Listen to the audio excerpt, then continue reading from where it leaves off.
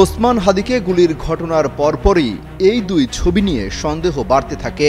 একটা ছবিতে দেখা যায় কালো জ্যাকেট এবং মাস্ক পরে হাদির পাশেই বসে আছে, অন্যরা হাত মিলিয়ে চলে যাচ্ছেন। কিন্তু হাদির পাশে বসে থাকা এই যুবককে সন্দেহ তৈরি হয় আরেকটা ছবি দেখে।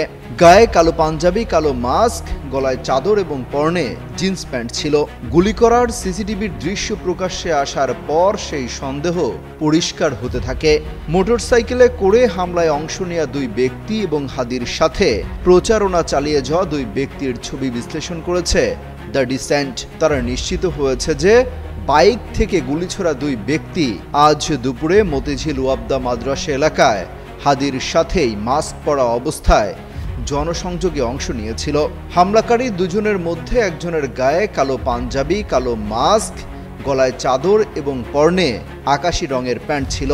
অন্যজনের গায়ে কালো ব্লেজার, কালো মাস্ক, চোখে চশমা, পায়ে চামড়া রঙের জুতা ছিল। হামলাকারী দুই বাইক আরোহীর পোশাকের সাথে জনসংযোগে অংশ নেওয়া ওই দুই ব্যক্তির পোশাক হুবহু মিলে যায়। তারা আসলে কারা তা এখনও নিশ্চিত হতে পারেনি প্রশাসন।